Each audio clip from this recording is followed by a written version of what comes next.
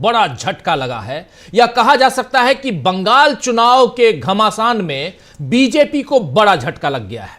पिछले हफ्ते आईपैक के दफ्तर और प्रतीक जैन, जो आईपैक के मुखिया हैं, प्रतीक जैन के घर पर हुई छापेमारी के बाद से ममता बनर्जी, जो मुख्यमंत्री हैं पश्चिम बंगाल की, ममता बनर्जी ने बीजेपी के खिलाफ मोर्चा खोल लिया है।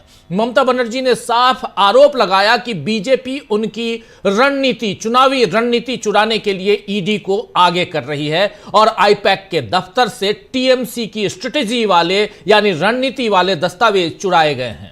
ईडी ने यानी एनफोर्समेंट डायरेक्टरेट ने इन आरोपों से तो इनकार किया ही था, साथ ही ममता बनर्जी पर काम में बाधा डालने का आरोप लगाया और इसे लेकर हाई कोर्ट और सुप्रीम कोर्ट भी गई। कलकत्ता हाई कोर्ट में पिछले हफ्ते 9 जनवरी को इस पर सुनवाई होनी थी, लेकिन कोर्ट रूम में भीड़ और हंगामे के कारण सुनवाई नहीं हुई। अब आज फिर से सुनवाई हुई, आज 14 तारीख को, तो फिर इसमें ईडी और भाजपा को बड़ा झटका लगा है। सुनवाई के दौरान ईडी की तरफ से पेश हुए अतिरिक्त सॉलिसिटर जनरल यानी additional solicitor general SV Raju बार बार यही अपील करते रहे कि इस मामले में सुप्रीम कोर्ट में भी याचिका दाखिल की गई है और इसीलिए उस पर फैसला आने के बाद ही सुनवाई हो। राजू ने इस बात पर भी आपत्ति जाहिर की कि आईपैक की तरफ से अदालत में कोई मौजूद नहीं था और ईडी ने टीएमसी के आरोप को खारिज करते हुए यह भी कहा कि उसने कोई दस्तावेज जब्त नहीं किए हैं, सब कुछ ममता बनर्जी और उनके सहयोगी लेकर चले गए। इस पर टीएमसी की तरफ से पेश वकील डॉक्टर मेनका गुरुस्वामी ने साफ साफ कहा है कि ईडी के इस बयान को दर्ज कर लिया जाए कि छापेमारी के दौरान कुछ भी जब्त नहीं किया गया, यानी भविष्य में अब ईडी किसी दस्तावेज को छापेमारी में बरामद सबूत के तौर पर पेश करना चाहे तो भी यह संभव नहीं होगा, क्योंकि ईडी ने खुद माना है कि उसने कुछ बरामद नहीं किया है।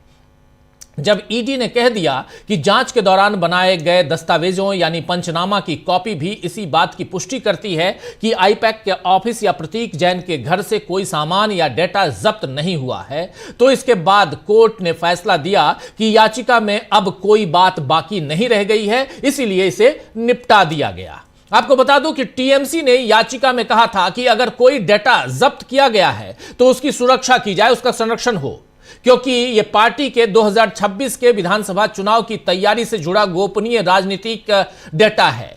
टीएमसी के वकील ने कोर्ट में कहा कि वो सिर्फ इतनी सी सीमित राहत मांग रहे हैं कि अगर कुछ जब्त हुआ है तो उसकी रक्षा हो, लेकिन अब ईडी ने बाकायदा कहा है कि उसने कुछ जब्त किया ही नहीं है, तो ये टीएमसी के लिए बड़ी जीत है। अब सुप्रीम कोर्ट में कल यानी 15 तारीख को सुनवाई है और वहां से क्या फैसला होगा यह देखना होगा। हाई कोर्ट ने कहा है कि अगर ईडी चाहे तो सुप्रीम कोर्ट के फैसले के बाद फिर आ सकती है, यानी जिस उम्मीद से ईडी की छापेमारी आईपैक पर करवाई गई थी और उसके बाद अदालत में भी टीएमसी को घेरने की कोशिश हुई थी, उसमें फिलहाल भाजपा को नाकामी हासिल हुई है और इसे एक तरह से टीएमसी की इस चुनाव से पहले बड़ी जीत के तौर पर कहा जा सकता है, देखा जा सकता है। यह बात बहुत महत्वपूर्ण है। अब जरा ग्राफिकली दिखाना चाहता हूं कि आखिर हुआ क्या क्या। एक छोटा सा यहां पे अलग अलग हिस्सों में देखिए आईपैक मामले में अब तक क्या हुआ। 8 जनवरी को आईपैक ऑफिस और प्रतीक जैन के घर में रेड हुई थी। प्रतीक जैन और आईपैक ऑफिस के दफ्तर पे, आईपैक के दफ्तर पे रेड पड़ी। उसके बाद छापेमारी के बीच ममता बनर्जी प्रतीक जैन के घर पहुंची। इसके बाद छापेमारी के बीच ममता बनर्जी पहुंची। टीएमसी ने इसे राजनीतिक बदले की कार्रवाई बताया और टीएमसी ने इसे राजनीतिक कार्रवाई बताया, उसके बाद बदले की कार्रवाई बताया। फिर ममता बनर्जी ने ईडी के खिलाफ 2 एफआईआर दर्ज कराई। ममता बनर्जी ने 2 एफआईआर दर्ज करवाई और ईडी भी ममता और टीएमसी के खिलाफ हाईकोर्ट पहुंच गई उसी दिन 8 तारीख को ही। 8 जनवरी को और 9 जनवरी को इस पर सुनवाई थी। ईडी भी ममता और टीएमसी के खिलाफ हाईकोर्ट पहुंची। कलकत्ता हाईकोर्ट में टीएमसी ने भी याचिका दाखिल की उसी दिन। और इसके बाद क्या होता है, इसके बाद कलकत्ता हाईकोर्ट में सुनवाई की तारीख होती है। 9 जनवरी को हाईकोर्ट में सुनवाई के वक्त हंगामा हो जाता है। 9 जनवरी को सुनवाई के वक्त हंगामा हो जाता है कोलकाता हाईकोर्ट में। इसके बाद सुनवाई की अगली तारीख 14 जनवरी मुकर्रर की जाती है, यानी 14 जनवरी को अगली तारीख दी गई और 14 जनवरी को अगली तारीख और सीएम ममता ने 9 जनवरी को विरोध मार्च भी निकाला। सीएम ममता 9 जनवरी को विरोध मार्च निकाली और काफी भीड़ इकट्ठा हुई थी मार्च में। 14 जनवरी को सुनवाई की, लाइव स्ट्रीमिंग का फैसला हुआ, लाइव स्ट्रीमिंग हुई 14 जनवरी को।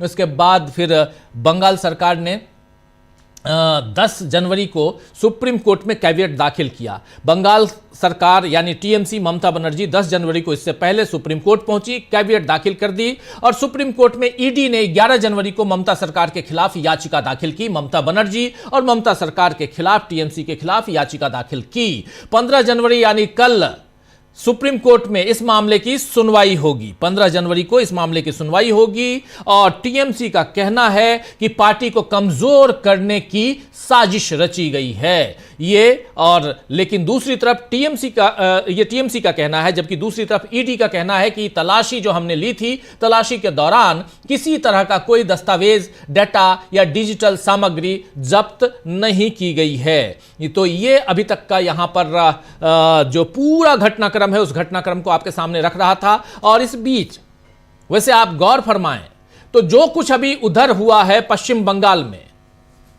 बीजेपी इस वक्त महाराष्ट्र में भी उसी ढंग से कहीं ना कहीं घिरी हुई है। कल बीएमसी समेत 29 नगरीय निकायों के चुनाव है महाराष्ट्र में, महानगर पालिका के चुनाव, जिसमें महायुति बिखरी पड़ी हुई है। अजित पवार और एकनाथ शिंदे दोनों अपनी अपनी सुविधा से महागठबंधन कर रहे हैं। वहीं उद्धव ठाकरे और राज ठाकरे के एक साथ आ जाने से चुनावी समीकरण बदल चुके हैं। इधर बिहार में भी सियासी समीकरण बदलते हुए दिख रहे हैं। आज करीब 7 महीने बाद लालू प्रसाद यादव और तेज प्रताप यादव यानी बड़े बेटे लालू प्रसाद यादव के सार्वजनिक तौर पर एक साथ दिखे। यह तस्वीर देखिए आप। मकर संक्रांति के पर्व पर दही चूड़ा भोज बिहार की सियासत में काफी मायने रखता है और इसीलिए कल ही तेज प्रताप अपने पिता, माता और छोटे भाई, बड़े भाई नहीं हैं तेजस्वी यादव, उनसे छोटे हैं, छोटे भाई को न्योता देने वो पहुंचे थे। जिसके बाद आज लालू प्रसाद यादव तेज प्रताप के घर पहुंचे और राज्यपाल आरिफ मोहम्मद खान के साथ उन्होंने दही चूड़ा खाया। वहीं राष्ट्रीय लोक जनशक्ति पार्टी यानी आरएलजेपी के प्रमुख पशुपति पारस भी इस मौके पर तेज प्रताप के घर पहुंचे और उन्होंने कहा कि 14 जनवरी है, आज 14 जनवरी है, जितने भी ग्रह थे सब खत्म हो गए। ये कह रहे हैं जितने भी ग्रह थे सब खत्म हो गया है। और आगे का बयान जरा उनकी जुबानी सुन लेते हैं यहां पर। और ये दिन भर के पॉलिटिकल घटनाक्रम को थोड़ा आपके सामने रखना जरूरी है दोस्तों, इसलिए इन तमाम खबरों को आपके सामने लेकर हम आ रहे हैं। जरा सुनिए यहां पर क्या कह रहे हैं आरएलजेपी के मुखिया पशुपति पारस। जितना भी ग्रह था, ये ग्रह सब खत्म हो गया और आज से नया समीकरण बनेगा। जो लोग बिखरे हुए थे परिवार में, सब लोग एक हो जाएंगे और बिहार की राजनीति में नया मोड़ आएगा। चलो साथ आएंगे यानी कि तेज प्रताप जी फिर से। अब बोल तो दिए, चलो रास्ता जाम हो। तो सुन रहे थे आप पशुपति पारस को यहां पे, जो कह रहे 14 जनवरी है, ग्रह नक्षत्र सारे खत्म हो गए हैं, सारे ठीक हो गए हैं और परिवार एक होने वाले हैं। ये बयान बाकियों को तो सुनने में अच्छा लग सकता है, लेकिन बीजेपी को इसमें तकलीफ हो सकती है, क्योंकि ठाकरे और पवार परिवार से लेकर पासवान परिवार तक कई जगह उसने झगड़ा करवाया है, दलों के साथ साथ परिवारों को तोड़ा है। लेकिन जैसे जैसे बीजेपी की हकीकत सामने आ रही है, लोग एक हो रहे हैं। खैर, बंगाल से महाराष्ट्र और बिहार तक बीजेपी के मंसूबों के विपरीत काम हो रहे हैं। इधर राहुल गांधी के इंदौर जाने की खबर भी है। 17 जनवरी को राहुल गांधी इंदौर जाएंगे और वहां उन परिवारों से मुलाकात करेंगे जो दूषित पानी पीने के कारण मौत झेल रहे हैं, उनके यहां जो परिजनों की मौत झेल रहे हैं। मोहन यादव सरकार इस मामले में, जो मध्य प्रदेश की सरकार है, मोहन यादव वहां के मुख्यमंत्री हैं, मोहन यादव सरकार इस मामले में पहले से ही घिरी हुई है। कैलाश विजयवर्गीय के घंटा वाले बयान से मामला और बिगड़ गया था, आप याद कीजिए। और अब देखना होगा कि राहुल के जाने से क्या मध्य प्रदेश और देश में बीजेपी के लिए और मुसीबत खड़ी होगी। लेकिन इन सब के बीच पश्चिम बंगाल में चुनावों से पहले ईडी को लगे झटके की चर्चा खूब हो रही है। पश्चिम बंगाल पहला राज्य है जहां की सीएम ने चुनाव से पहले जांच एजेंसी से बिना डरे हुए दो हाथ करने की ठानी और बहुत हद तक ममता दीदी को इसमें सफलता भी मिली है। क्या यहां से बीजेपी सचेत होगी?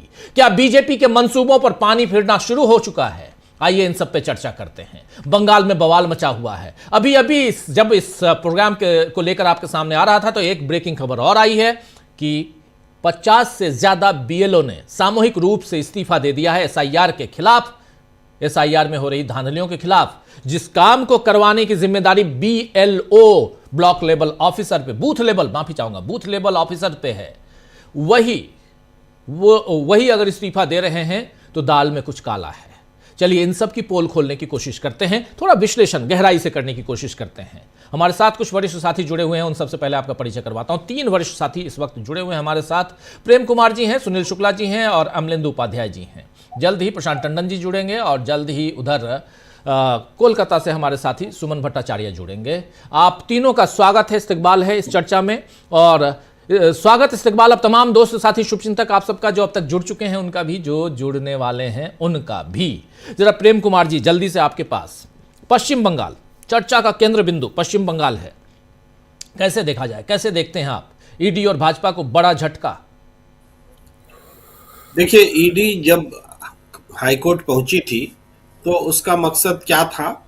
उसका मकसद था कि ममता बनर्जी जो कुछ कर रही हैं उनको रोकना, उनको गलत ठहराना कानूनी नजरिए से, और ये दर्शाना बताना कि इन्होंने ईडी के कामकाज में हस्तक्षेप किया है। लेकिन आज जब जो कुछ हुआ हाईकोर्ट में, तो उससे ईडी को कोई वैसी राहत नहीं मिली, वो कोई वैसा परसेप्शन नहीं बना पाए और ममता बनर्जी को ग्रिल करने का जो प्रयास था उसमें वो विफल रहे। अब सवाल ये उठता है कि जिस बात को लेकर ममता बनर्जी इतनी नाराज हुई कि चुनाव सामने है और चुनाव के समय ईडी का उपयोग शुरू हो गया, और ईडी हमारे पार्टी का कार्यक्रम देखने वाले आईपैक, जिसको हमने एक नियम के तहत काम सौंप रखा है, जो हमारे आईटी सेल का प्रमुख है, वो उनके यहाँ छापेमारी का क्या मकसद है? भाई, जैसा कि ममता बनर्जी ने कहा था कि हमारे उम्मीदवारों के नाम ले गए, हमारी रणनीति ले गए, हमारे नारे ले गए, ये सारी बातें कही थी। तो अभी इस पर चूंकि सुप्रीम कोर्ट में सुनवाई होनी है और ममता बनर्जी ने कैविएट डाल करके एक बहुत बड़ा दिलेरी का काम किया था। कैविएट डालना इसलिए दिलेरी का काम है क्योंकि इस पूरे मामले में कैविएट का मतलब था कि हमारा पक्ष भी सुना जाए जब कोई आप फैसला देते हैं। यानी हमारा पक्ष बोल के जो ममता बनर्जी का पक्ष है वो बहुत मजबूत है और वो इस अपनी बात पर कायम है कि उनको चुनाव से पहले ईडी का इस्तेमाल उनके खिलाफ हो रहा है। तो ये पूरा मामला चुनाव में केंद्रीय एजेंसियों के दुरुपयोग का मामला बन करके सामने आया है और इसमें ममता बनर्जी कामयाब हुई है। आज कोलकाता हाई कोर्ट से जो कुछ मतलब निकला है उसका मतलब यही है। अब सुप्रीम कोर्ट से भी ऐसा ही मतलब निकले, ये देखने वाली बात होगी। मगर ये लड़ाई ममता बनर्जी ने एसआईआर की जो लड़ाई है उसको बहुत एक ऊंचाई तक वो ले गई है। और अभी जो आपने बताया कि 50 से ज्यादा बीएलओ ने इस्तीफा दिया है, मुझे लगता है ये बंगाल से ही जुड़े हुए होंगे। ये बंगाल के ही हैं, बंगाल से ही, बंगाल ऐसा ही। तो बंगाल में अगर बीएलओ इस्तीफा दे रहे हैं, इसका मतलब वो समय याद कीजिए जब एसआईआर के दौरान बीएलओ आत्महत्या कर रहे थे उत्तर प्रदेश में, पश्चिम बंगाल में, दूसरी जगहों पर, और अब वो आत्महत्या का दौर रुका तो अब बीएलओ इस्तीफा दे रहे हैं। इसका मतलब है कि उनके ऊपर कामकाज का दबाव बहुत ज्यादा है। और ये दबाव किस रूप में दिखता है कि निश्चित सीमा के भीतर आपको काम करना है और बिना रोज निर्देश बदलते हैं, उनके पास कोई दिशा निर्देश नहीं होता है और एक ही काम को बार बार करना पड़ता है। फिर भी जिस अफसर के प्रति जवाबदेह है वो अफसर संतुष्ट नहीं होते। ये सारी चीजें जो हैं उनको कामकाज की तकलीफें बढ़ाने वाली हैं। तो उत्तर प्रदेश में भी लगभग 4 करोड़ लोग जो हैं इससे बाहर हैं, एसआईआर से बाहर हुए हैं एसआईआर के जरिए, और पूरे देश में ये प्रक्रिया चल रही है। तो एसआईआर एक ऐसी प्रक्रिया के तौर पर सामने आया है जो चुनाव को प्रभावित कर रहा है, अपोजिशन की जीत की संभावना को खत्म कर रहा है। तो पश्चिम बंगाल चूंकि इस पेज में वो प्रदेश है जिसको बीजेपी हर हाल में जीतना चाहती है और ममता बनर्जी इसके लिए प्रतिबद्ध है, और बाकी किसी भी मुख्यमंत्री और किसी भी रीजनल पार्टीज के नेताओं के मुकाबले ममता बनर्जी एक जोरदार प्रतिरोध दे रही है। वो सत्ता में है, इस वजह से भी ये प्रतिरोध बड़ा हो जाता है। तो इस तरह से बीजेपी को चुनाव में जिस तरह से ईडी सीबीआई का इस्तेमाल और चुनाव आयोग का इस्तेमाल बीजेपी कर रही है, उसके खिलाफ एक बंगाल उदाहरण बनकर के सामने आ रहा है कि उनके मंसूबों को वो कामयाब नहीं होने देगी। जी जी, बिल्कुल बिल्कुल। दो हमारे साथी जुड़ गए, प्रशांत टंडन जी भी जुड़ गए और सुमन भट्टाचार्य जी भी जुड़ गए हैं। जरा सुमन जी आपके पास आना चाहता हूं, जल्दी से आपका स्वागत है अब दोनों का। और क्या कुछ हुआ सुमंदा, वहां पश्चिम बंगाल में बहुत कुछ हो रहा है और आज चूंकि 9 तारीख को जो सुनवाई थी कोर्ट में, हाई कोर्ट में, वहां तो बवाल मच गया था, काफी भीड़ जुट गई थी, सुनवाई नहीं हो पाई और जस्टिस सुब्रा घोष के कोर्ट में। लेकिन आज बाहर लाइव स्ट्रीमिंग हो रही थी, भीड़ अंदर नहीं थी, उतने लोगों को ही बुलाया गया था जितने लोग उस कार्रवाई में, सुनवाई में हिस्सा लेने वाले थे। लेकिन इसका इम्पैक्ट क्या रहा, क्या कुछ रहा, हम लोगों ने लाइव जरूर किया था, लेकिन चूंकि आंखों देखी आप वहां हैं तो आपसे बेहतर और कौन बताएगा इसका कितना इम्पैक्ट पड़ सकता है आने वाले चुनाव में, टीएमसी के मनोबल पे, बाकी चीजों पे अपनी बात रखिए प्लीज। जहां पे खड़े हैं दो पॉसिबिलिटीज है। एक पॉसिबिलिटी जो भाजपा बोलता रहता है लेकिन कर पाएगा कि नहीं वो दूसरा बात है, वो है आर्टिकल 356 या प्रेसिडेंट्स रूल। अगर वो नहीं कर पाता है तो अभी आज के बाद तृणमूल इतना उसका जो आप जो बात बताया, जो जितना स्पिरिट उनका ऊपर चला गया, उसको उससे उलझना भाजपा के लिए थोड़ा सा मुश्किल हो जाएगा। क्यों मैं ये बता रहा हूं, मैं थोड़ा सा आपको एक्सप्लेन करने की कोशिश करूं। ईडी ने आज हाईकोर्ट में जो बताया उसका पहला पॉइंट ये है, पहला पॉइंट कि उन लोगों ने कुछ जो डॉक्यूमेंट्स है, जो कुछ भी डॉक्यूमेंट उन्होंने आईपैक के दफ्तर से नहीं लाया। उन्होंने आईपैक के दफ्तर से कोई भी डॉक्यूमेंट, मैं फिर से दोहराना चाहता हूं, कोई भी डॉक्यूमेंट आईपैक के दफ्तर से या प्रतीक जैन के घर से नहीं लाया या नहीं सीज किया। तो इसका मतलब राजीव जी होता है जो दिल्ली से इंडिगो की 2 प्लेन भर के जो ईडी ऑफिसर कलकत्ता में आए थे, उन लोगों ने प्रतीक जैन के घर पे सुबह ब्रेकफास्ट खाने के लिए गया था। और तो कोई कारण नहीं हो सकता, अगर कोई पेपर उन्होंने नहीं जब्त किया तो उन्होंने सुबह जरूर प्रतीक जैन के घर पे ब्रेकफास्ट खाने के लिए गया।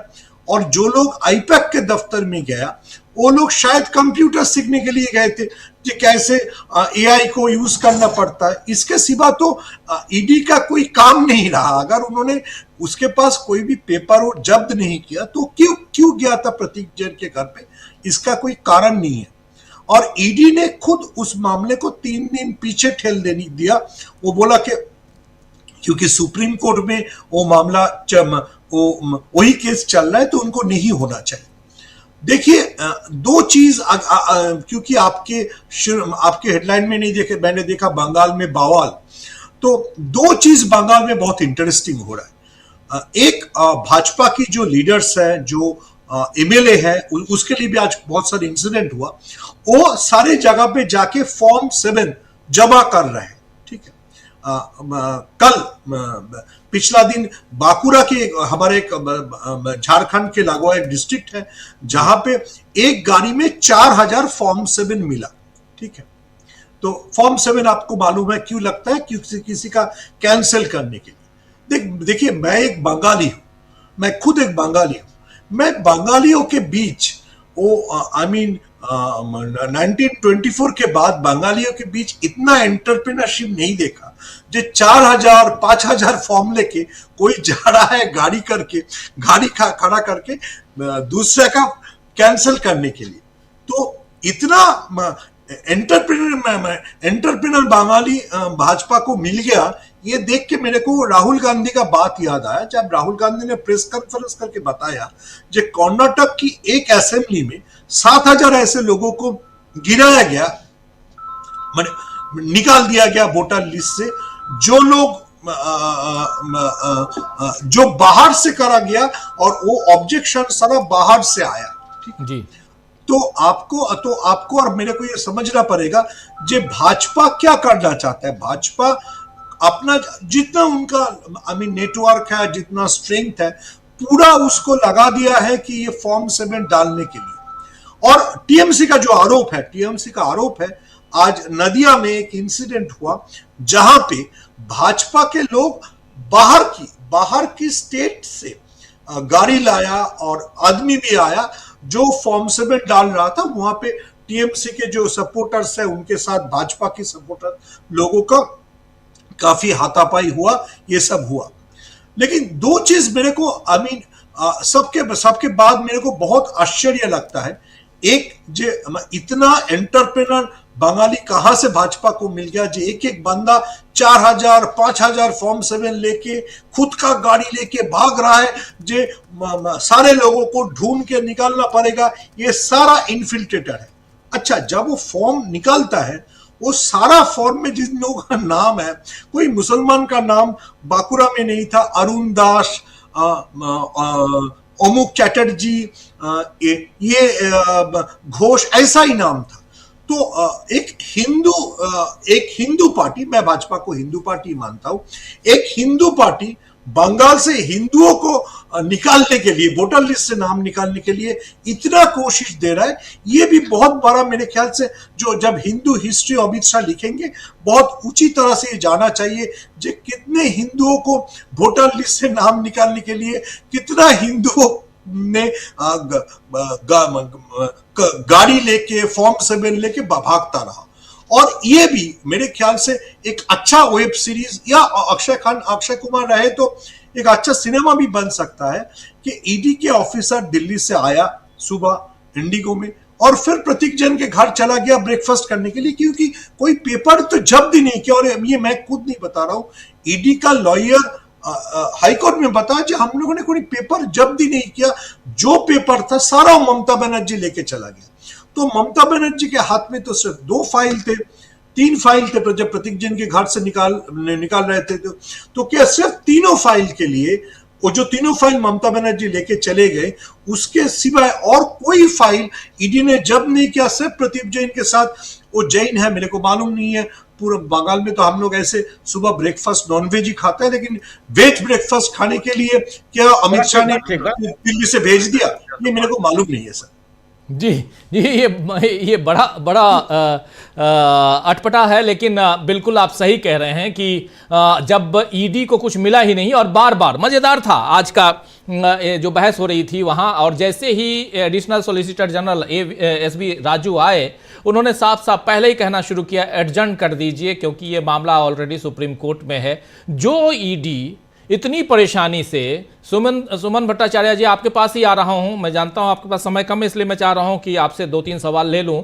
और जो ईडी इतनी बिल्कुल शिद्दत के साथ ये लगे हुए कि इस पे सुनवाई कर लीजिए और भाग के आप सुप्रीम कोर्ट आते हैं, वही ईडी आज पहले ही मतलब शुरुआत ही करते हैं इससे कि इसको एडजर्न कर दीजिए, और आप ये कहते हैं कि हमने तो कुछ उठाया ही नहीं, सब कुछ ममता बनर्जी लेके चली गई। अच्छा, इतना ही नहीं, आखिर ये बताइए कि इसको ऑन रिकॉर्ड लेने की गुजारिश भी क्यों की गई होगी? ऑन रिकॉर्ड की गुजारिश हालांकि डॉक्टर मोनिका गुरुस्वामी थी, मेनका गुरुस्वामी जो वकील हैं टीएमसी की, डॉक्टर मेनका गुरुस्वामी और कल्याण बनर्जी दोनों थे। तो वह कल्याण बंदोपाध्याय बनर्जी, वो तो इन लोगों ने जब अपनी तरफ से डिमांड नहीं की, तो ये एसबी राजू क्यों डिमांड रख रहे थे कि आप एक काम कीजिए, आप इसको ऑन रिकॉर्ड ले लीजिए कि हमने नहीं किया है। हालांकि क्या आपको लगता है कि ये ऑन रिकॉर्ड लेकर यहां ईडी फंस गई है? क्योंकि कल को आप किसी भी ढंग से इसको लीक नहीं कर पाएंगे, किसी भी ढंग से आप कह नहीं पाएंगे कि हां हमने ये लिया है और इनके दस्तावेजों में से ये मिला है, ये तो नहीं कह पाएंगे। बात है उसके साथ जितना अभी सामने आ रहा है, जो लोग आईपैक के ऑफिस में पहुंचे, देखिए आईपैक के खिलाफ क्या इनका आरोप है, जो कोयला स्कैम है उससे आईपैक के पास सीधा पैसा गया था। तो राजीव जी, मान लीजिए आपके घर पे कोल का पैसा गया है, कोल स्कैम का पैसा गया, और मैं आपके घर पहुंच गया लेकिन मैं आपके घर पहुंच के आपके फिनेंस के बारे में बात नहीं कर रहा हूं, मैं आपको पूछ रहा हूं राजीव जी, आपके शो में कौन कौन गेस्ट आता है, अच्छा उन गेस्ट को कैसे पता चलता है उत्तर प्रदेश में क्या इलेक्शन होगा, अच्छा उस गेस्ट को कैसे पता चलता है यूपी में क्या चल रहा है। तो मेरे को आपकी फिनेंस के ऊपर नजर है या आपका पॉलिटिकल सर्वे के ऊपर नजर है? अभी तक मैं कोट करना ही चाहता हूं, न्यूज मिनट का जो स्टोरी आया है, जो स्टोरी सीधा सीधा आईपैक की जितने लोगों के साथ ईडी का इंटरोगेशन चल रहा था उसमें जो बात आया है, वो बात से सीधा जाहिर होता है ये कोल स्कैम के लिए उन लोगों के पास पहुंचा नहीं था। अगर कोल स्कैम के लिए पहुंचता तो मैं तो उसके कोल स्कैम के बारे में पूछूंगा, आपका पैसा कहां से आता है, आपका फिनेंस की हेड को बुलाओ, आपका फिनेंस मैनेजर को बुलाओ, आपका कौन सा बैंक में अकाउंट है, नहीं पूछा। ईडी ने उन लोगों को पूछा, मैं फिर से दोहराना चाहता हूं, आपका जो पॉलिटिकल सर्वे होता है वो कौन सा सर्वर में रहता है और उस सर्वे डिपार्टमेंट का हेड कौन है और वो सर्वे कैसे हुआ जाता है, कितने सीट आपको लगता है बंगाल में क्लोज सीट है। तो ये तो कोल स्कैम से जुड़ा हुआ कोई क्वेश्चन नहीं है। ममता बनर्जी के खिलाफ जो ईडी का आरोप है, जो फाइल लेके वो निकल गई, उस फाइल में 125 ऐसे सीटों के बारे में इंफॉर्मेशन था जहां पे कॉन्टेस्ट क्लोज है और शायद टीएमसी को अपना कैंडिडेट ड्रॉप करके दूसरा कैंडिडेट लाना हो सकता है। और अगर टीएमसी का कुछ बागी लीडर को भाजपा अपने दल में, अपने पार्टी में खींच ले तो क्या हो सकता है। ये सारा सर्वे और ये जो पॉलिटिकल इंफॉर्मेशन उस फाइल में था।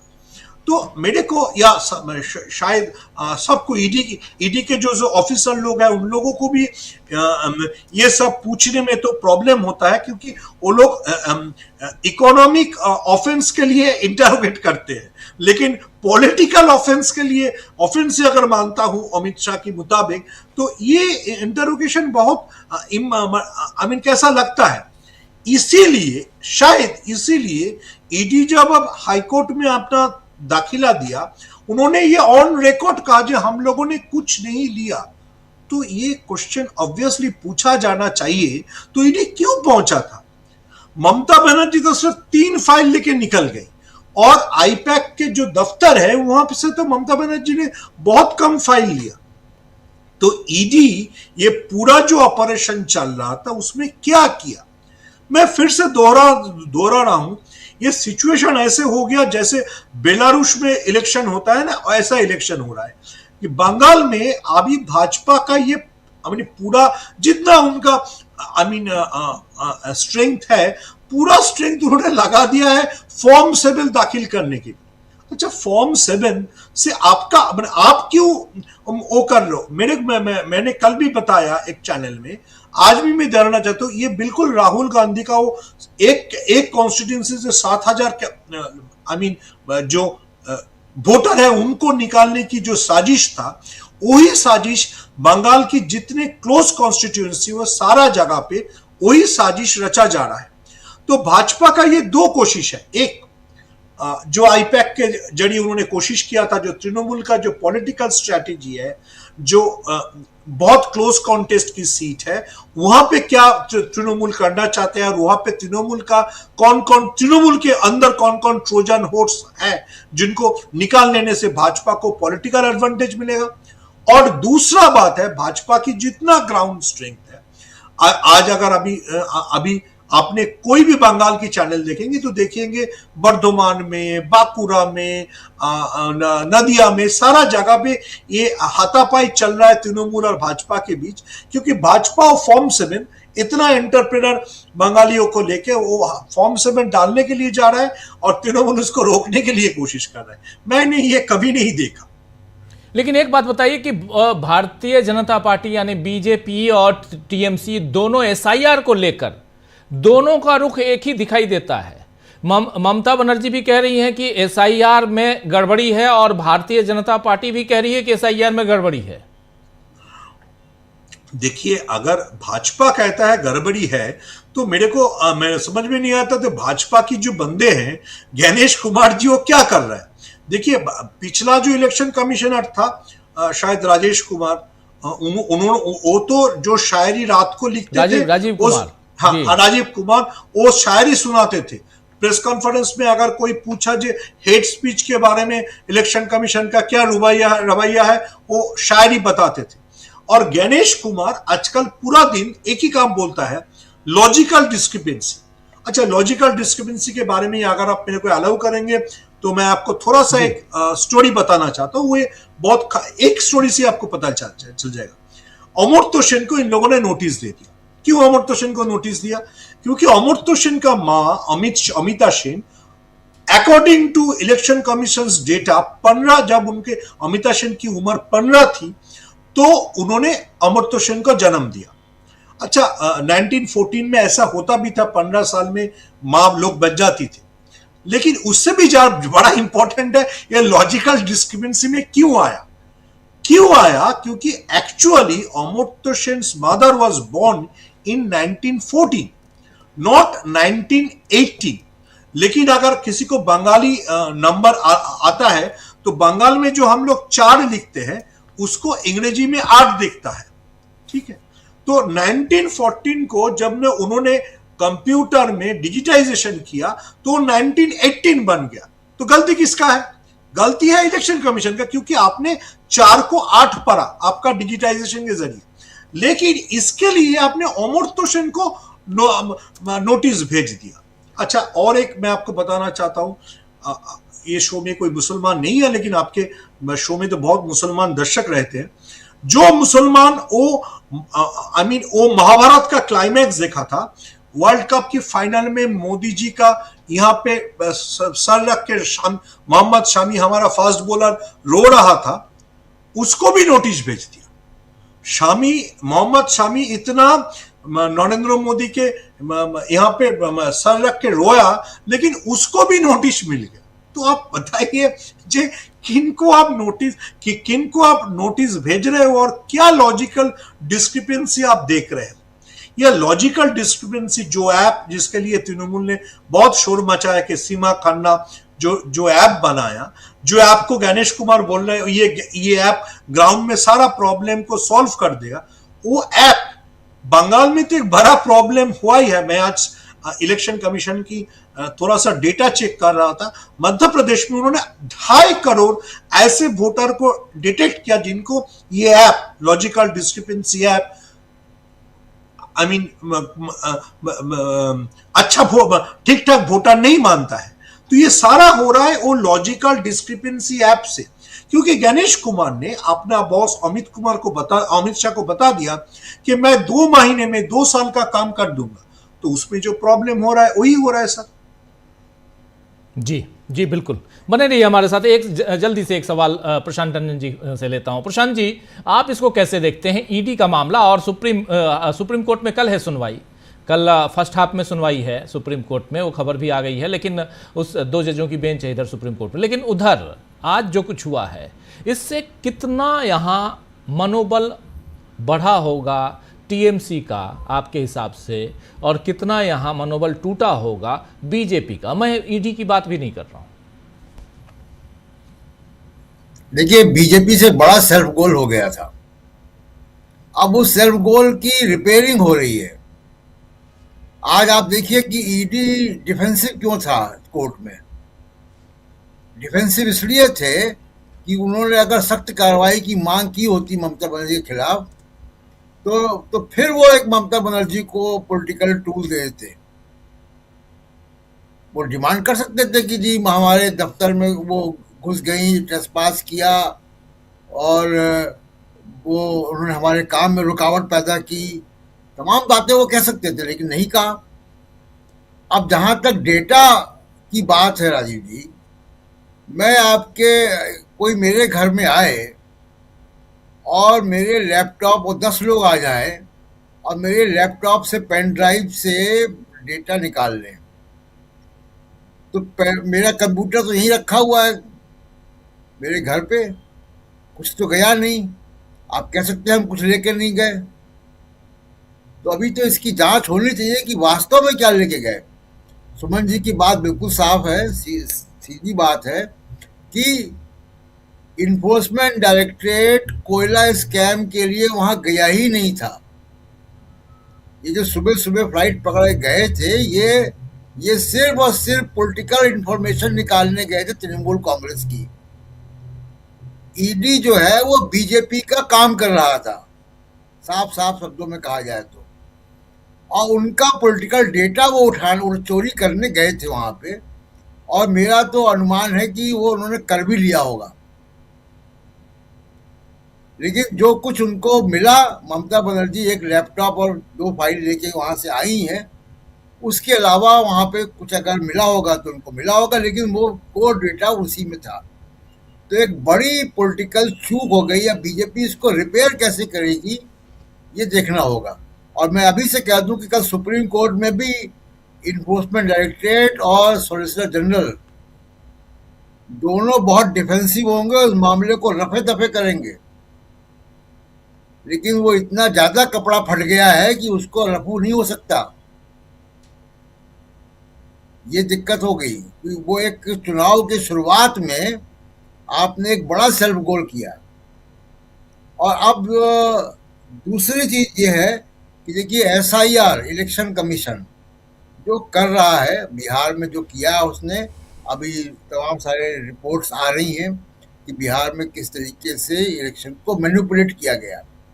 पश्चिम बंगाल में भी ये हो रहा है। इलेक्शन कमीशन को किसी भी प्रकार का बेनिफिट ऑफ डाउट नहीं मिल सकता है। ये एसआईआर की पूरी प्रक्रिया ही बीजेपी के लिए इलेक्टोरल रोल बनाने के लिए की गई है। उसमें ममता बनर्जी ने संघर्ष कर दिया, वहाँ पे कई सारे हेल्थ सेंटर बना दिए, बीएलओ इस्तीफा दे रहे, तमाम बीएलओ ने आत्महत्या की या उनकी मौत हो गई, ये सब हो रहा है।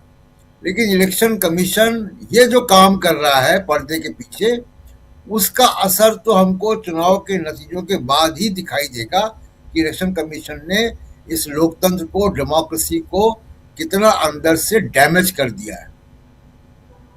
लेकिन ये निश्चित तौर पे बीजेपी की एक बड़ी भूल थी, और आगे हम लोग चर्चा करेंगे कि दूसरी एक बड़ी भूल कल भी हुई, हम लोगों ने चर्चा की थी। बहुत बड़ा सेल्फ गोल हुआ है चाइनीज पॉलिटिकल पार्टी को, चाइना की कम्युनिस्ट पार्टी को बीजेपी और आरएसएस के दफ्तर में लाके फोटो खिंचाने का।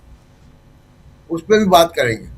जी जी, बिल्कुल बिल्कुल बिल्कुल, आप सही कह रहे हैं, तो उस पर भी हम बात करेंगे। जरा फिर से सुमन भट्टाचार्य जी आपके पास आता हूं, फिर आता हूं सुनील शुक्ला जी आपके पास। सुमन जी, क्या यहाँ पे आप भी मानते हैं ये सेल्फ गोल है, और क्या हम सुप्रीम कोर्ट से क्या उम्मीद कर रही होगी टीएमसी इस वक्त?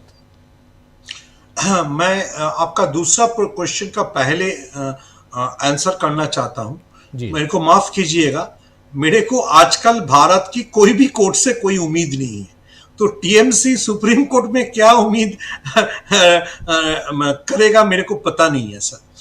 क्योंकि मैं जितना देखता हूँ, और हमारा बंगाल का एक्सपीरियंस भी बहुत खराब है। एक अभिजीत गांगुली निकला, उसके बाद एक जस्टिस दास निकला, जो दोनों ने खुलेआम गॉडसे का सपोर्ट किया। तो मैं सुप्रीम कोर्ट में नहीं जाना चाहता हूं, लेकिन जो पॉलिटिकल मैनिफेस्टेशन है, मेरे ख्याल से ये मेरा सोच है, जो Mamata Banerjee being a street fighter, उन्होंने एक दान चाल दिया। आपका अगर ताकत है मेरे को अरेस्ट करो, आपका अगर पावर है, आपका गार्ड्स है, बंगाल में 356 लगाओ। अगर नहीं लगा पाते ये दोनों में कुछ भी, तब हर वक्त मैं बंगाल की एग्जाम्पल देके ईडी को ऐसे ही मुकाबला करूंगा। अगर मैं इसको एस्टेब्लिश कर दिया कि ईडी एक चोर है, ईडी एक भाजपा का एजेंट है, तब तो मेरे को और मेरा पॉलिटिकल पार्टी को इसी लाइन पे आपको अटैक करने में कोई दिक्कत नहीं है। देखिए, अगर मैं फिर से दोहराना चाहता हूं, ममता बनर्जी ने खुलेआम ईडी को चैलेंज किया है। ईडी का बात अगर मान लेते, ईडी से फाइल लेके निकल गया तो ईडी को आइदर ममता बनर्जी को अरेस्ट करना पड़ेगा या सेंट्रल गवर्नमेंट को बंगाल में 356 करना पड़ेगा। इससे नीचे कुछ नहीं है। अगर इससे कुछ भी नीचे गया, जैसे आपने आज बताया, आज हाईकोर्ट में ईडी वापस चला गया, इससे नीचे कुछ भी गया तो ममता बनर्जी के लिए एडवांटेज है। जे मैंने तो तुमको तुम्हारा औकात दिखा दिया और ये भी पब्लिकली बताया जे तुम चोर हो। तुम भाजपा के लिए जो टंडन साहब बोल रहे थे, तुम भाजपा के लिए चोरी का काम करते हो। मैं ये बताने के बाद भी ईडी का हिम्मत नहीं हुआ मेरे को अरेस्ट करने के लिए, और अमित शाह का हिम्मत नहीं हो अगर होगा बंगाल में 356 जारी करने के लिए, तो भाजपा को इलेक्शन भाजपा कैसे फेस करेगा? आपका जो मेन एजेंसी है जिसको आप बोलते हैं, जो लगभग दुर्नीति करप्शन के खिलाफ बीजेपी का डोनाल्ड ट्रंप कभी भी किसी को जाके हेलीकॉप्टर से उठा ले आ सकता है, उसको अगर आप खुलेआम नंगा कर दो और उसको बताओ कि वो चोर है, वो फाइल चोरी करता है, वो पॉलिटिकल इंफॉर्मेशन चोरी करता है, इसके बाद अगर आप ममता बनर्जी का अरेस्ट नहीं करा सकते हो तो आपका पॉलिटिक्स कहां पे खड़ा है? जी बिल्कुल बिल्कुल, आप सही कह रहे हैं कि इस पॉलिटिक्स को समझने की जरूरत है। और लेकिन क्या आपको लगता है कि यहां से अब ममता बनर्जी थोड़ा और मजबूत होकर उभरी हैं?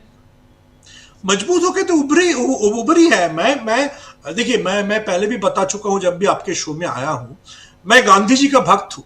ये गांधी जी का पॉलिसी है। आप अपना डेमोन्स्ट्रेशन को इतने आगे ले जाओ, either if you are British you will fire on me, you have no option मेरे को मारने के सिवाय, नहीं तो मैं अपना एजेंडा को आगे आगे बढ़ाते इतना ले जाऊंगा, मैं आपको पूरा इरेलीवेंट कर दूंगा। देखिए, अब मैं फिर से बता रहा हूं, अगला 3 महीने में अगर ममता बनर्जी को भाजपा ने अरेस्ट नहीं कर पाया और बंगाल में प्रेसिडेंट नहीं रूल कर पाया, तो जो ममता बनर्जी ने किया वही कल तेलंगाना में कांग्रेस का चीफ मिनिस्टर भी करेगा। उसके बाद जिसका हिम्मत रहेगा, डीएमके का स्टालिन भी वही करेगा। क्यों नहीं करेगा? मैंने तो दिखा दिया हूं कि ईडी एक चोर है, सॉरी फॉर माय लैंग्वेज, लेकिन ईडी एक चोर है और वो भाजपा के लिए काम करता है। तो उसके साथ उछलने के लिए, उसका मुकाबला करने के लिए यही एक तरीका है, उसके साथ सीधा भिड़ जाओ। एक रास्ता, अलग रास्ता ममता बनर्जी ने खोल दिया है। अब इसके पास, अब सरकार के पास, ईडी के पास 2 ही रास्ता है, या तो वहां 356 लगाओ और या गिरफ्तार करो ममता बनर्जी को। अगर अगर आप नहीं कर पाते हो तो ममता बनर्जी सही है। अगर आप नहीं कर पाते हो, मैं राजीव जी के शो में आके राजीव जी का टाई खींचा, इसके बाद भी अगर राजीव जी मेरे को शो में बुलाता है तो राजीव जी का प्रॉब्लम है ना, मेरा प्रॉब्लम तो नहीं है। तो ममता बनर्जी ने तो ईडी को चोर बता दिया। इसके बाद अगर ईडी और ममता बनर्जी एक साथ एग्जिस्ट करता है और फिर से अगर ईडी किसी के घर पे ब्रेकफास्ट खाने के लिए पहुंच जाता है, तो ममता बनर्जी तो वहां पे मिठाई खुशी खुशी भेज देगा। आप ब्रेकफास्ट ही खाओ, आपको डॉक्यूमेंट जब्त करने का क्या जरूरत है? सही बोल रहे हैं, सही बोल रहे हैं। बहुत बहुत बहुत शुक्रिया, बहुत धन्यवाद आपका सुमन भट्टाचार्य जी, जुड़ने के लिए, समय निकालने के लिए। अब आना चाहता हूं सुनील शुक्ला जी आपके पास। सुनील जी, इसको कैसे आप देखते हैं, कैसे आप इसका विश्लेषण करेंगे कि, और जो बातें यहाँ पर सुमन भट्टाचार्य कह रहे हैं और साफ साफ कि यहाँ कोई विकल्प नहीं है, और विकल्प जो है वो भी बहुत मुश्किल विकल्प है। आज की तारीख में राष्ट्रपति शासन लगाने की तरफ अगर आप जाते हैं तब, या आज की तारीख में ममता बनर्जी को गिरफ्तार करने की सोचते हैं तब, ये इन तमाम चीज़ों को देखा जाए और उससे पहले ईडी की कार्रवाई और इस ढंग से सीधा सीधा आज पहली बार इतनी दलीलें ईडी के की अलग अलग जो केसेस, जो पॉलिटिकल केसेस हुए हैं, उसको हम लोगों ने खूब समय समय पे हम लोगों ने उसकी रिपोर्टिंग की है। लेकिन आज कुछ और ही था, और इसी ASG additional solicitor general Raju, इनकी काफी दलीलें हम लोगों ने अपने दर्शकों तक पहुंचाई हैं सुप्रीम कोर्ट से, लेकिन आज वहां पे ये पहले ही होता नहीं कि फर्स्ट बॉल पे ही आप क्लीन बोल्ड लड़खड़ाते हुए नजर आए और शुरुआत में ही। क्या कारण रहा होगा, यहां क्यों बैकफुट पे ईडी नजर आया? धन्यवाद राजीव जी। इसलिए ईडी बैकफुट पे नजर आया कि ईडी जिसके नाम पर आईपैक के दफ्तर में रेड डाले थे, उसको लेकर कोई उसके पास अभिलेख नहीं है। 2020 का यह मुकदमा है, 2026 में आप ऐन चुनाव के मौके पर वहां रेड डालने जा रहे हैं। गोया कि आप उस मामले की तहकीकात करने नहीं जा रहे हैं, उस राज्य में चुनाव को प्रभावित करने के लिए जा रहे हैं।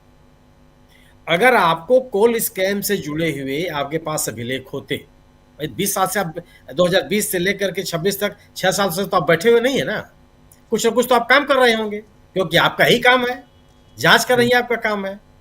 ये 6 साल का पहले का मुकदमा है या जांच चल रही है, तो आपने कुछ तो तथ्य एकत्रित किए होंगे। और अगर आप तथ्य एकत्रित किए होते तो आपको अचानक चुनाव के मौके पर वहां जाने की आवश्यकता नहीं पड़ती, उसके पहले आप चले गए होते।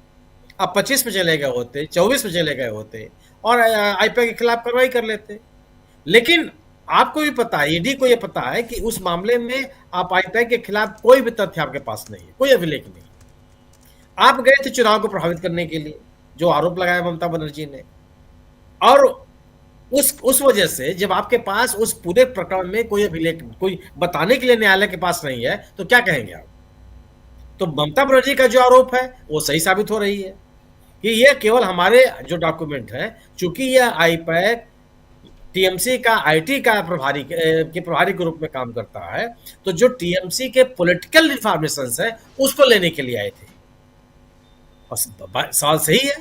अगर ईडी अपने मजबूत फुटिंग पे खड़ी होती तो वो न्यायालय को ये बताती कि बिल्कुल नहीं, हम कोल स्कैम के लिए गए थे और ये चीजें ऐसी मिली है मेरे पास, ये बद लिफाफे में हम न्यायालय को दे रहे हैं जिसमें आईपैक संलिप्तता नजर आती है। वो तो कुछ नहीं बता पाया क्योंकि आपके पास कुछ ही नहीं है बताने के लिए।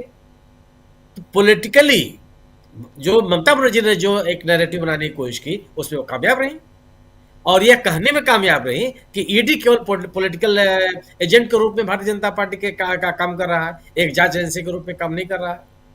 सर्वोच्च न्यायालय भी कई बार इनसे कह चुका है कि आप राजनीतिक लड़ाइयों में भागीदार क्यों हो जाते हैं, क्या आपकी कौन सी मजबूरी है?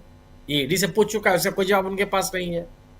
जो गतिविधियां चल रही हैं पूरे देश भर में कि जिस राज्य में चुनाव होता है ईडी वहीं सक्रिय हो जाती है, ये तो न्यायालय के संज्ञान में भी है। आप दिल्ली के चुनाव देख लीजिए, जब अरविंद केजरीवाल गिरफ्तार किया गया। आप झारखंड को देख लीजिए, जब हेमंत सोरेन को गिरफ्तार किया गया। कब गिरफ्तार किया गया? जब चुनाव था। अगर आपके पास अरविंद केजरीवाल और हेमंत सोरेन के पास मजबूत तथ्य थे तो चुनाव के पहले गिरफ्तार कर लेते, चुनाव के मौके पर क्यों गए? तो यह बात तो एक आम जनमानस में है कि ईडी का प्रयोग इसी कारण से हो रहा है। और यह जो एक परसेप्शन बना है ये बेमतलब भी नहीं है। स्थिति यह है कि ईडी के मामलों में जो कन्विक्शन रेट है वो 1% भी नहीं है, 0.07% है। कौन सी जांच करते हैं भाई आप इस देश की प्रीमियर एजेंसी हैं। 1000 मामलों में से 100 मामलों में से केवल 5 मामले आप कोर्ट में लेके जाते हैं, और जिसमें भी प्रभावशाली लोग जिनके खिलाफ आप कार्रवाई किए रहते हैं वो मामले आप वो भी आप लेके नहीं जा पाते। तो ये तो पब्लिक परसेप्शन है जी। इस मामले में जो ईडी का ये मामला पश्चिम बंगाल में कोलकाता में हुआ, मेरा अपना मानना है कि ममता बनर्जी को एक जबरदस्त पॉलिटिकल लीड मिली है। ममता बनर्जी वैसे भी भारतीय जनता पार्टी से आगे थी, लेकिन जो थोड़ा बहुत भी जो कुछ भी एक एंटी इनकम्बेंसी का नुकसान ममता बनर्जी को झेलना पड़ता, उससे वो बाहर निकलती हुई दिख रही है। भारतीय जनता पार्टी उनके खिलाफ कोई माहौल नहीं बना पाई। केंद्रीय एजेंसियों की बदौलत आप ममता बनर्जी के खिलाफ राजनीति नहीं कर सकते। अगर आप 356 लागू कर देंगे, वहां राष्ट्रपति शासन लागू कर देंगे, तो भारतीय जनता पार्टी आत्महत्या कर लेगी वहां। फिर इसको उम्मीदवार मिलेंगे कि नहीं मिलेंगे तय करना पड़ेगा इनको। यह बहुत बड़ी राजनीतिक चूक होगी। ईडी भेज करके जो उन्होंने एक आत्मघाती कदम उठाया है उसका ही विस्तार होगा अगर वो राष्ट्रपति शासन लागू कर देते। क्यों? कि जो पश्चिम बंगाल की जनता है वो इसको स्वीकार नहीं करती। इसलिए नहीं, यही इस आधार पे आप कह सकते हैं कि जब से 3 टर्म से पश्चिम बंगाल में ममता बनर्जी की सरकार है, हाल के वर्षों में कोई भी बड़ा विरोध प्रदर्शन इस सरकार के खिलाफ आपको नहीं दिखाई पड़ा। जो मेडिकल कॉलेज, 2 मेडिकल कॉलेजों की घटना हुई, अगर आप उनको छोड़ दें, जी, उनको भी भाजपा में ममता बनर्जी की सरकार ने बड़ी मजबूती के साथ और साहस के साथ लोगों के बीच में जाकर के अपनी बात कही और अपने आप को संकट से बाहर निकाल लिया। गवर्नेंस के मुद्दे पर कोई पश्चिम बंगाल में स्थिति नहीं है कि आप राष्ट्रपति शासन लागू करेंगे और वहां की जनता एकदम फूल माला लेकर के भारतीय जनता पार्टी के पीछे खड़ी हो जाएगी। नहीं, आपने बहुत बड़े एक संकट से हमको निजात दिला दिया, एक ऐसे रिजीम से हमको आपने निजात दिला दिया जो गवर्नेंस के नाम पर बहुत विफल है। ये स्थिति नहीं बनने वाली। तो 356 लागू भी करते हैं आप, तो वहां का जो जनादेश है ममता बनर्जी के साथ, वो उसके साथ मजाक होगा, वो भी आप नहीं कर सकते। और ईडी अगर आगे की कार्रवाई नहीं करती तो जो ममता बनर्जी कह रही हैं कि आप एक राजनीतिक एजेंडे के तहत गए थे वहां, वो साबित होता हुआ नजर आता है। दोनों स्थितियों में ईडी कुछ कर नहीं सकती है। ईडी की स्थिति भी नहीं है कि आप जा करके आप ममता बनर्जी को गिरफ्तार भी नहीं कर सकते, यह भी साहस नहीं जुटा पाएंगे। माने 356 लागू करना भी आपके बूते का नहीं है और ममता बनर्जी की गिरफ्तारी भी आपके साहस का विषय नहीं है, आपका दूर दूर तक। दोनों स्थितियों में ममता बनर्जी का जो पॉलिटिकल नैरेटिव है वो मजबूत होता हुआ दिखता है और इस पॉलिटिकल नैरेटिव का काट बीजेपी के पास नहीं। बीजेपी अगर बीजेपी चाहती है कि वह अगर ममता बनर्जी से मुकाबला करना, तो उसको राजनीतिक तौर पर भी मुकाबला करना होगा और उसका मुकाबला करने के लिए कोई एजेंडा उसके पास नहीं है। पिछले 5 साल में भी कोई एजेंडा बना नहीं पाई। जिस तरह की जिस बात को आगे ले जाना चाहती है, शुभेंदु अधिकारी जो बात कहते रहते हैं, उस आधार पे भारतीय जनता पार्टी पिछले 5 वर्षों में कोई राजनीतिक विमर्श नहीं बना पाई है ममता बनर्जी के खिलाफ। क्या करेंगे आप? कौन से मुद्दे आपके पास हैं? एसआईआर को लेकर के जो आपने चुनाव को प्रभावित करने की कोशिश की, उसका भी एकदम सड़क पर उतर करके ममता बनर्जी ने मुकाबला किया। जो नाम काटने के प्रयास किए गए, उसको भी भरसक रोकने की कोशिश की और ये बताने का प्रयास किया कि एसआईआर के माध्यम से चुनाव को प्रभावित करने की कोशिश की जा रही है। तो एसआईआर को लेकर के भी अगर आप कोई परसेप्शन बनाना चाहते हैं, वो भी संभव नहीं है। तो न तो आप भ्रष्टाचार का कोई बड़ा मुद्दा खड़ा कर पाए, न कोई राजनीतिक मुद्दा आप बड़ा खड़ा कर पाए। एसआईआर के माध्यम से जो आपने चुनाव प्रभावित करने की कोशिश अगर कर भी रहे होंगे, उसको भी ममता बनर्जी ने बेनकाब किया। ममता बनर्जी सड़क पर उतर करके भारतीय जनता पार्टी का मुकाबला कर रही है। जो कुछ भी आप काम कर रहे हैं, एसआईआर के खिलाफ वो सड़क पर उतरी, ईडी के खिलाफ आप आए, वो भी सड़क पर उतरी।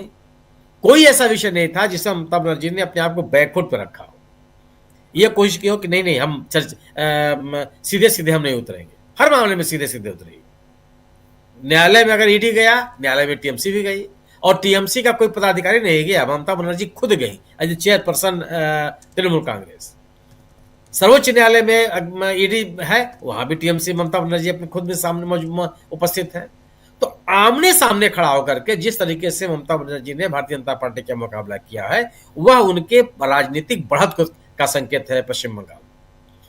और केंद्रीय एजेंसियों की बदौलत राजनीति करने की जो कोशिश कर रही है भारतीय जनता पार्टी, वह इस बात का सबूत है कि भारतीय जनता पार्टी संगठनात्मक स्तर पर और राजनीतिक स्तर पर ममता बनर्जी का मुकाबला करने की स्थिति में नहीं है। टीएमसी को कमजोर करके, ममता बनर्जी के ऊपर हमले करके केंद्रीय एजेंसियों की बदौलत वो चाहती है कि वह टीएमसी सरकार का मुकाबला कर लेगी। मुझे ऐसा नहीं लगता।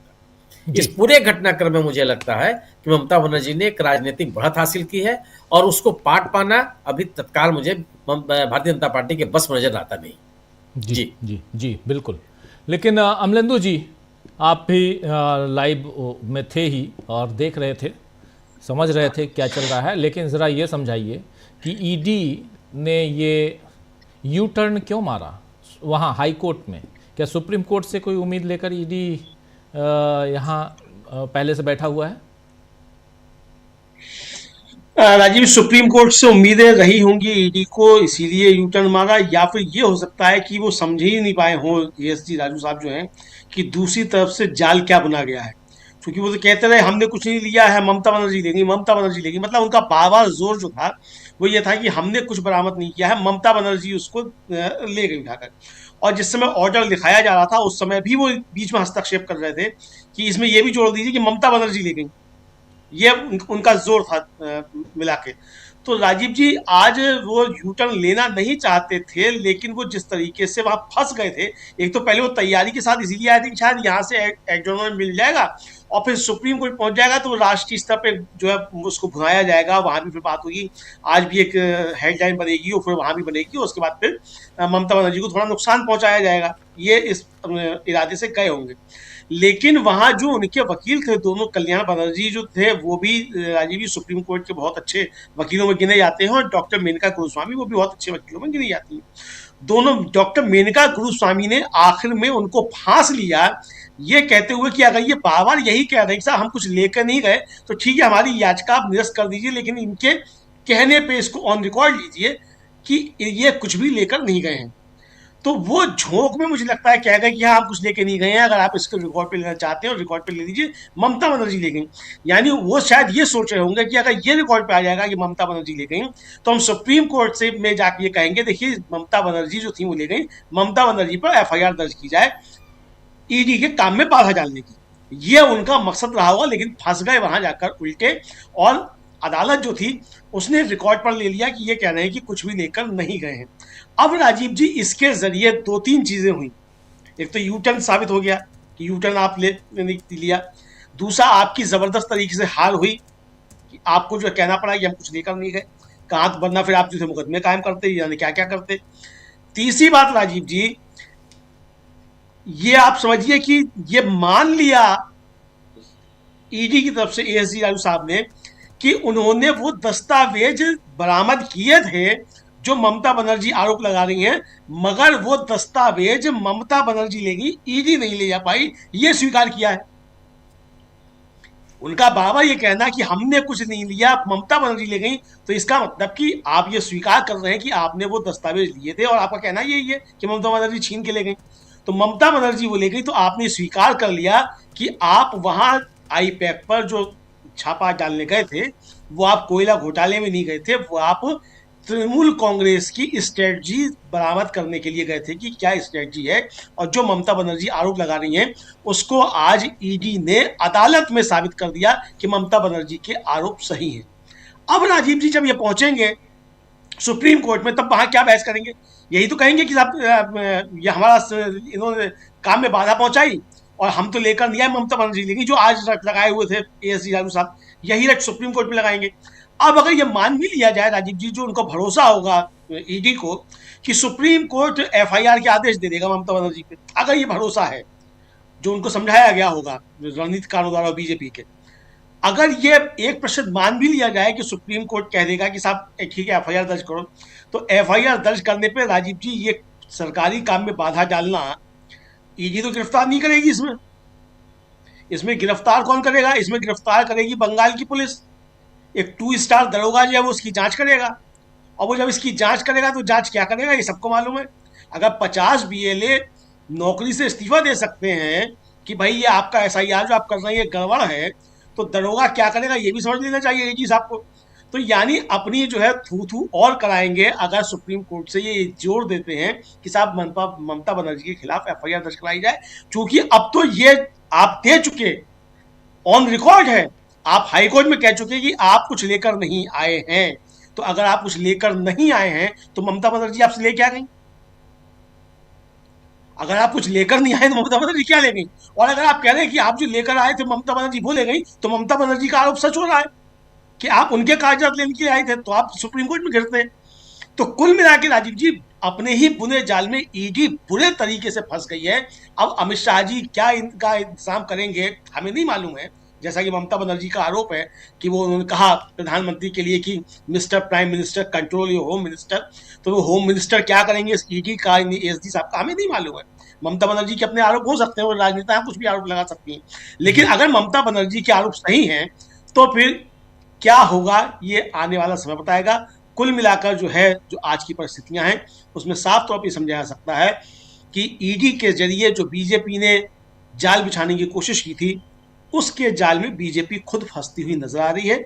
ममता बनर्जी विजयी मुद्रा में आज निकल कर आई है राजीव। जी बिल्कुल सही कह रहे हैं आप। लेकिन विजयी मुद्रा में न सिर्फ निकल के आना, अब कल इस पे चर्चा दलीलें पेश की जाएंगी इधर सुप्रीम कोर्ट में, और सुनवाई की तारीख ही नहीं बल्कि अब उसका समय भी आ गया है। फर्स्ट हाफ में इसकी सुनवाई होनी है। 27वें नंबर पर यह केस है जहां सुनवाई होगी। अब देखते हैं कि 27वें नंबर तक ये मतलब इस केस तक पहुंचते पहुंचते जजेस कहीं उठ न जाएं और इसकी सुनवाई आगे न टाल दी जाए, ये भी हो सकता है। मगर इंतजार रहेगा कल का, बहुत ही इंपॉर्टेंट डे है अगर सुनवाई होती है तो। लेकिन इससे भी इंपॉर्टेंट यहां यह नजर आ रहा है, प्रेम कुमार जी जरा इसका विश्लेषण आप लोगों के जरिए समझना चाहता हूं। जो अभी बातें कहकर गए सुमन भट्टाचार्य, उसमें से एक बात यह कि कल को तेलंगाना के मुख्यमंत्री या तो दूसरे राज्यों के मुख्यमंत्री वो भी अब हिम्मत दिखाएंगे, जो हिम्मत यहां ममता बनर्जी दिखा चुकी हैं। और यहां ईडी ने कहा है, जो सुप्रीम कोर्ट में याचिका ईडी ने दाखिल की है उसमें साफ साफ फर्जरी का मामला, उसमें रोबरी का मामला कि आकर डकैती करके चली गई ममता बनर्जी, आकर ईडी के पास से पूरा लेके चली गई और ममता बनर्जी के खिलाफ एफआईआर दर्ज करने की अनुमति दी जाए हमें, और वो भी राज्य से बाहर। ये सारी चीजें अगर सुप्रीम कोर्ट में इन दलीलों और इस याचिका में जो मांग की गई है वो अगर नहीं टिक पाता है तो फिर क्या जो सुमन भट्टाचार्य कह रहे हैं उस दिशा में दूसरे राज्य जाते हुए दिखाई देंगे, जहां ईडी का डर, और खासकर डर की बात नहीं है, अगर आप गलत कर रहे हैं, जांच एजेंसियां आ रही हैं, जांच कर रही हैं, और जो बात है कि हां कोयला घोटाले पे जांच करनी है तो बात अलग। लेकिन आप कोयला घोटाले पे तथाकथित तौर पे बात ना करके आप पूछ रहे हैं कि आपकी पॉलिटिकल स्ट्रेटेजी की फाइल कहां है, तब तो गड़बड़ है मामला। और ऐसे में किस दिशा में फिर जांच एजेंसियां और खासकर जो इसको कितना एक्सपोज होते हुए देखते हैं आप, प्रेम कुमार जी? राजीव जी, ये जो पूरा मसला सामने आया है उसमें चूंकि ईडी एक तरह से ईडी सीबीआई सब अर्ध न्यायिक संस्था भी होती है, तो उसको एक न्यायालय की तरह भी देखा जाना चाहिए। लेकिन वो हाई कोर्ट में अपील कर रही है और क्या कह रही कि स्टेट से बाहर उनको मुकदमा करने की अनुमति दी जाए, रॉबरी जैसे आरोप लगा रहे हैं वो भी एक मुख्यमंत्री पर। तो इसका मतलब है कि ये आरोप नहीं है, एक तरफ से उन्होंने ईडी जब ये कह रहा तो ईडी ने मान लिया है कि ऐसा हुआ है, तब वो कोर्ट में गए हैं कि भाई ममता बनर्जी रॉबरी कर रही है, काम में दखल दे रही है, कुछ इस तरह की बात जो असंवैधानिक है वो कर रही है। तो इस निष्कर्ष तक इतनी जल्दी ईडी पहुंच गया एक केस में, ये बात बताता है कि आने वाले समय में अब वो ईडी ममता बनर्जी के शासनकाल में कैसे ईमानदारी से काम कर पाएगा। ये आपको याद होगा कि सीबीआई के मामले में ममता पश्चिम बंगाल में भी जो कानून बना और वही तेलंगाना में भी बना था कि भाई बिना अब स्टेट से पूछे हुए सीबीआई एंट्री नहीं कर सके, ये बना था, अभी भी है। अब इस तरह की चीजें अब क्या ईडी के साथ भी होंगी कि अब जो केंद्रीय संस्थानें हैं, प्रीमियर एजेंसीज हैं, उनको किसी स्टेट में काम करने से पहले उस स्टेट की मर्जी जरूरी होगी।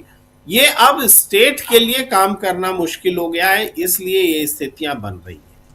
तो ये टकराव ना हो, संघीय ढांचा मजबूत रहे, इसके लिए सेंटर का इंटरवेंशन भी जरूरी होता है, सेंटर और स्टेट के बीच में कोऑर्डिनेशन भी जरूरी होता है। लेकिन चूंकि चुनाव ही सब कुछ है, जैसे भी चुनाव जीत लेना है और इसके लिए हमें केंद्रीय एजेंसियों का इस्तेमाल करना है, और इस हद तक इस्तेमाल करना है कि केंद्रीय एजेंसियां स्टेट गवर्नमेंट को अपना दुश्मन मान बैठी है। ये जो है ये खतरनाक स्थिति है कि ईडी की दुश्मन ममता बनर्जी सरकार, और ममता बनर्जी सरकार समझ रही कि ईडी हमारी दुश्मन की हमें फंसाने आई है, चुनाव में हमारा दुरुपयोग कर रही है, हमारा डाटा चुराने आई है। तो ये पूरी तरह से एक केस नहीं है, ये फेडरल स्ट्रक्चर पर बहुत बड़ा एक हमला है, उसका प्रमाण है। और ये चुनाव के इर्द गिर्द हो रहे हैं, इसलिए और ज्यादा खतरनाक है। आम दिनों होता तो एक मामला भर होता, लेकिन ये तो चुनाव है और चुनाव हर स्टेट में होना है। तो क्या हर स्टेट में इसी तरह से केंद्रीय एजेंसियां और स्टेट गवर्नमेंट एक दूसरे को दुश्मन मानेगी, एक दूसरे के खिलाफ अदालत में जाएंगी? ये भी मामला है ना कि ईडी बनाम एक स्टेट गवर्नमेंट और हाई कोर्ट और सुप्रीम कोर्ट में जाके न्याय मांग रही है। यानी बहुत नाजुक समय पर, नाजुक स्थिति में है केंद्र और राज्य का संबंध। ऐसे में तो राज्य सरकार का अस्तित्व खत्म हो जाना चाहिए। भाई रहे बचने ही नहीं देंगे कि भाई अब केंद्र ही सरकार चलाए, राज्य सरकार की जरूरत क्या है? वो तो केंद्रीय एजेंसियों की दुश्मन है, वो तो काम करने नहीं देती है। तो ये जो इस मोड़ पर जो बात लाई गई है, ये चुनाव विरोधी है। चुनाव जीतने से ज्यादा खतरनाक बात हम बोल रहे हैं। ये इलेक्शन नहीं हो, इलेक्शन होगी तो फिर ममता जीत के आ जाएगी, फिर जीत के आ जाएगी तो ईडी को काम करने नहीं देगी, इसलिए ममता को जीतने ही ना दो, यानी चुनाव ही ना होने दो। तो ये जो बात को वहां तक ले जाया गया है कि चुनाव का मतलब ही खत्म हो जाए। जी राजीव जी। जी बिल्कुल बिल्कुल, आप सही कह रहे हैं। उस दिशा में चुनाव का मतलब खत्म हो जाए, लेकिन उससे पहले जांच एजेंसियों का जो डर है, क्या वो खत्म होने की तरफ है? प्रशांत टंडन जी, ये फायदेमंद भी है और नुकसानदेह भी है। देखिए राजीव जी, बड़ी सिंपल सी बात है। भारत की संवैधानिक लोकतंत्र को बचाने के लिए कुछ भी करना चाहिए। अगर जांच एजेंसियां पॉलिटिकल पार्टी की तरह बिहेव कर रही हैं, तो जांच एजेंसियों के साथ यही बर्ताव होना चाहिए जो ममता बनर्जी ने किया। पॉलिटिकल बात यह है, इसमें कोई, ये ऐसा दौर है राजीव जी जिसमें कि हम बहुत क्लिनिकल होके गोल मोल तरीके की बात नहीं कर सकते। जी, हुआ दरअसल ये है कि मोदी और अमित शाह में कोई बीजेपी और तृणमूल कांग्रेस का कोई सवाल नहीं है। मोदी और अमित शाह, इन दोनों लोगों ने लकड़ी समझ के गर्म लोहा उठा लिया है। आप उससे जितना जल्दी पिंड छुड़ाना चाहते हैं कि जितना जल्दी वो छूट जाए हाथ से, इसीलिए डिफेंसिव थी आज ईडी। और कल सुप्रीम कोर्ट में भी राजीव जी यही होगा कि ये मामला किसी तरह से बंद हो जाए, ये चैप्टर ही क्लोज हो जाए। अब जो ईडी का आरोप है, वो ईडी का आरोप क्या है? मतलब कि ममता बनर्जी ने चोरी कर ली। ममता बनर्जी ने कहां से चोरी की? ईडी के किसी अधिकारी के घर से चोरी की क्या? वो फाइल कहां थी? क्या ईडी के दफ्तर में थी वो फाइल? ममता बनर्जी अपने पॉलिटिकल कंसल्टेंट के घर या उसके दफ्तर गई, तो उनका एसोसिएट है, वो जा सकती हैं, वहां से कुछ भी ला सकती हैं। वो तो उनको हायर किया हुआ इसी काम के लिए। जी, तो ये चोरी कहां से है? क्या इन्फोर्समेंट डायरेक्टरेट ने उस प्रीमाइसिस को सील किया हुआ था? वहां पे कोई केंद्रीय एजेंसियां लगी हुई थी, उसको सील कर दिया गया था? कोई मजिस्ट्रेट के ऑर्डर थे कि यहाँ पे कोई नहीं घुसेगा? भाई आप अपना काम कर रहे हैं, ममता बनर्जी के पॉलिटिकल कंसल्टेंट है, वो अपने काम से गई, वहां पे ले आई। ये चोरी कौन सी है? अगर आप अपने किसी कर्मचारी के घर जाए और उसकी रजामंदी से उससे उसका कोई चीज ले आए, कोई कागज, तो क्या ये चोरी कहलाई जाएगी? वो तो ममता बनर्जी के कंसल्टेंट है, वो उनको पैसा, उनकी फीस जाती होगी, और उनके दफ्तर से कोई चीज ला रहे हैं तो उसको चोरी कैसे माना जाएगा? क्या वो आईपैक के जो जैन साहब हैं वो कहेंगे, कभी उन्होंने कहा कि ममता बनर्जी मेरी मर्जी के खिलाफ ये फाइल उठा के ले गई? ऐसा तो नहीं कहा उन्होंने। तो ये तो केस बनता ही नहीं है, किसी भी सूरत से ये केस नहीं बनता है। और बहुत एक साफ बात ये हो गई राजीव जी कि चुनाव के पहले ही एक बड़ा जो है झटका इन लोगों को लग गया है, हिट विकेट हो गए हैं बिना मतलब। और अब केवल भरोसा ज्ञानेश कुमार पे है, मोदी और अमित शाह को। जी केवल ज्ञानेश कुमार कोई चमत्कार कर पाए तो कर पाए। और देखिए, गोदी मीडिया ये हिंदी बेल्ट नहीं है, तो गोदी मीडिया बहुत कारगर नहीं होगा वहां पे। हिंदू मुसलमान चल नहीं पाएगा।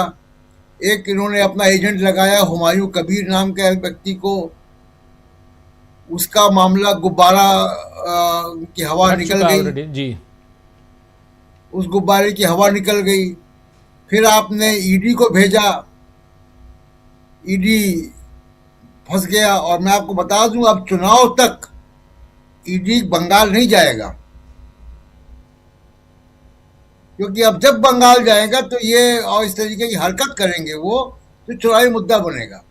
और चुनावी मुद्दा बनना चाहिए। अगर CBI, enforcement directorate, income tax, अगर ये सरकारी एजेंसियां पॉलिटिकल टूल की तरह काम करती कि जहां चुनाव हो वहां पहुंच जाए। अभी सुनील जी भी यही कह रहे थे कि छत्तीसगढ़ में चुनाव होगा तो आप भूपेश बघेल के घर पहुंच जाएंगे, और राजस्थान में चुनाव होगा तो आप गहलोत के घर पहुंच जाएंगे। बड़ा हिसाब से चलते हैं आप। महाराष्ट्र में चुनाव होगा तो आप उद्धव ठाकरे के रिश्तेदारों के यहाँ पहुंच जाएंगे। कर्नाटक में चुनाव आएगा तो आप डीके शिव कुमार के पहुंच जाएंगे। तो ये अगर आप ये करेंगे, तो अगर आप पॉलिटिक्स करेंगे तो आपको भी पॉलिटिक्स झेलनी पड़ेगी। क्यों नहीं झेलनी पड़ेगी? जब आप पॉलिटिकल वर्कर की तरह काम कर रहे हैं तो पॉलिटिकल वर्कर की तरह होगा। पॉलिटिशियंस आपस में दूसरे को छीटा कसी करते हैं, वैसे होगा। जी बिल्कुल। तो कोयले की खदान में आप जाएंगे और मुंह भी काला नहीं कराएंगे, ऐसे कैसे होगा? जी बिल्कुल। तो इसमें फंस गए हैं मोदी अमित शाह दोनों। अब इसको कैसे वो रिपेयर करते हैं वो कल सुप्रीम कोर्ट में देखेंगे। मेरा अंदाज ये है कि इस मामले को अब वो कंबल डालने का काम करेंगे इस पे, कि इसको खत्म किया जाए। अब कुछ नया सोचेंगे, कुछ नया आइडिया। हुमायूं कबीर का चला नहीं, ईडी चला नहीं, अब तीसरा कोई एक और शिगुफा लेकर आएंगे, क्योंकि दीदी और दीदी वाला भी पुराना हो गया, वो भी चलेगा नहीं इस बार। जी राजी। जी बिल्कुल बिल्कुल। सुनील शुक्ला जी, आप क्या कुछ देखते हैं आगे क्या हो सकता है? और उसमें जांच एजेंसियों की बात मैं कर रहा हूं, और कितना सबक यहां पे ममता बनर्जी ने दिया है जांच एजेंसियों और खासकर ईडी को, बीजेपी को अघोषित तौर पे।